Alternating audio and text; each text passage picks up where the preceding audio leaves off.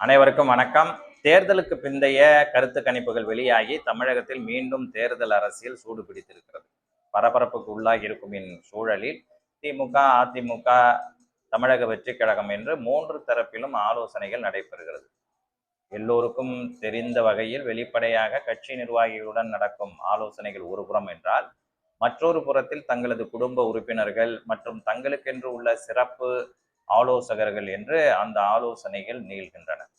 குறிப்பாக எதிர்க்கட்சி தலைவர் எடப்பாடி பழனிசாமி தனது சேலம் இல்லத்தில் இது தொடர்பான ஆலோசனைகளில் தொடர்ந்து ஈடுபட்டு வருவதாகவும், குறிப்பாக தனது மகன் மற்றும் தனது மகனின் சகலை அவருடன் இருக்கக்கூடிய ஆலோசகர்கள் என்று இந்த ஆலோசனை தொடர்ந்து வருவதாகவும், இரவு பகலாக இது நீடிப்பதாகவும், நேரடியாகவும் தொலைபேசியிலும் அவர்களுடைய ஆலோசனைகள் நடைபெறுவதாகவும் தகவல்கள் தெரிவிக்கின்றன. அதே போல தமிழக வெற்றி கழக தலைவர் நடிகர் விஜய் திருச்செந்தூருக்கு சென்று சூரசம்ஹாரம் என்று சொல்லப்படுகிற ஒரு பூஜையில், சிறப்பு எதிரிகளை வீழ்த்தக்கூடிய பூஜையில் கலந்து கொண்ட பிறகு எடப்பாடி அவர்களும் தங்களுடைய குடும்ப உறுப்பினர்களை அந்த கோயிலுக்கு அனுப்பி இவரும் ஒரு பூஜையை செய்துவிட்டு வருமாறு கூறியதாகவும், அவர்கள் வந்த பிறகு கலந்து கொண்ட ஆலோசனையில் தேர்தலுக்கு பிந்தைய கருத்து கணிப்புகள் படி ஏதேனும் சட்டமன்ற உறுப்பினர்களின் ஆதரவு ஏற்பட்டால் மாற்று கட்சிகள் அதனை பயன்படுத்தக்கூடும் என்று தனக்கு தகவல்கள் வந்திருப்பதால், தங்களுடைய சட்டமன்ற உறுப்பினர்களை பாதுகாப்பதோடு தாங்களும் ஆட்சி அமைக்க வேண்டியதற்கு நம்பர்கள், அதாவது எண்ணிக்கைகள் குறைந்தால் வேறு ஏதேனும் வழிகளில் அவர்களை மாற்று கட்சியிலிருந்து பெற்றுவிட வேண்டும் என்ற திட்டங்கள் தயாராக இருப்பதாகவும் தகவல்கள் தெரிவிக்கின்றன.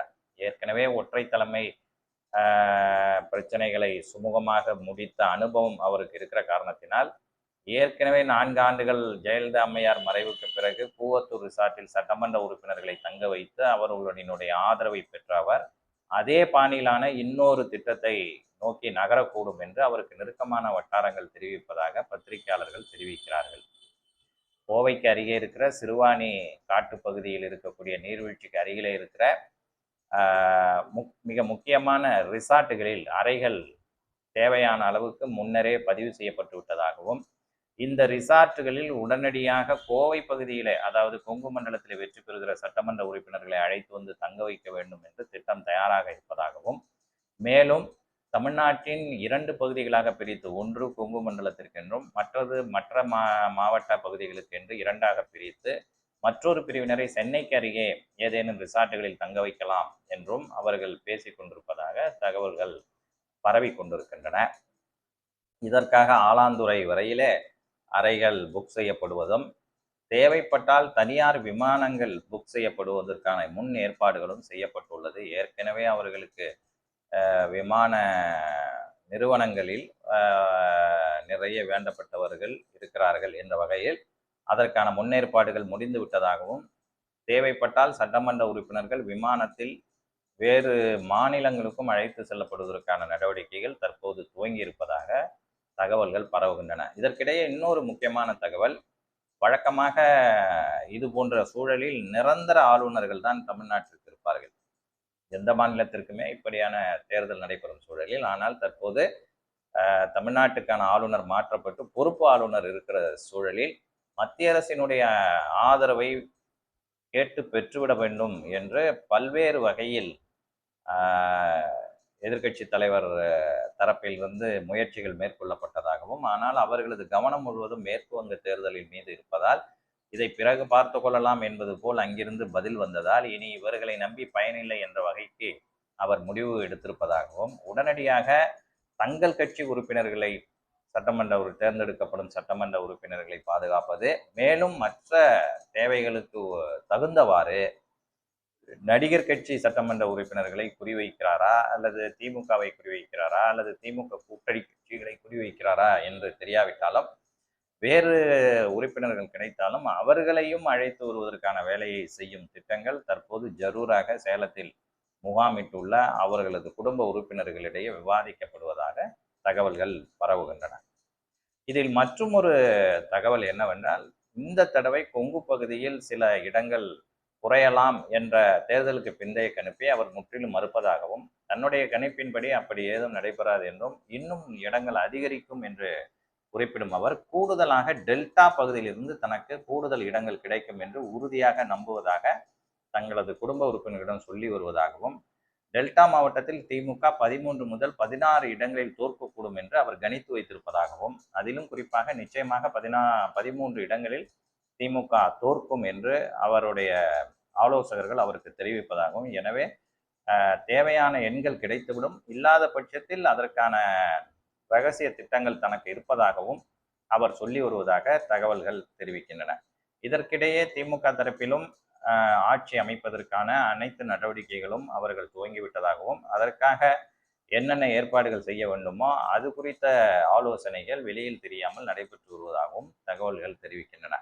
இதற்கிடையே தமிழக வெற்றி கழக தலைவர் விஜய் வெற்றி பெறுகிற தங்களுடைய சட்டமன்ற உறுப்பினர்கள் அந்த தொகுதியிலேயே இருக்கக்கூடாது, உடனடியாக வெற்றி சான்றிதழை பெற்ற அடுத்த நிமிடமே தங்கள் வெற்றி கொண்டாட்டங்களிலெல்லாம் கலந்து கொள்ளாமல் சென்னையில் பனையூரை நோக்கி வந்துவிட வேண்டும், தன்னை நேரில் பார்க்க வேண்டும், நான் உங்களுக்காக காத்திருப்பேன் என்று இன்று சட்டமன்ற வேட்பாளர்களுடன் நடைபெற்ற ஆலோசனையில் விஜய் அவர்கள் தெரிவித்திருப்பதை ஒட்டி அவருடைய தரப்பிலும் ஏதேனும் சட்டமன்ற உறுப்பினர்களை திமுகவோ அதிமுகவோ அழைத்து சென்று விடலாம் என்ற ஒரு அச்சம் ஏற்பட்டிருப்பதும் இவையெல்லாம் தேர்தலுக்கு பிந்தைய கருத்து கணிப்பின் எதிரொலியாக இருக்கலாம் என்றும் தகவல்கள் தெரிவிக்கின்றன.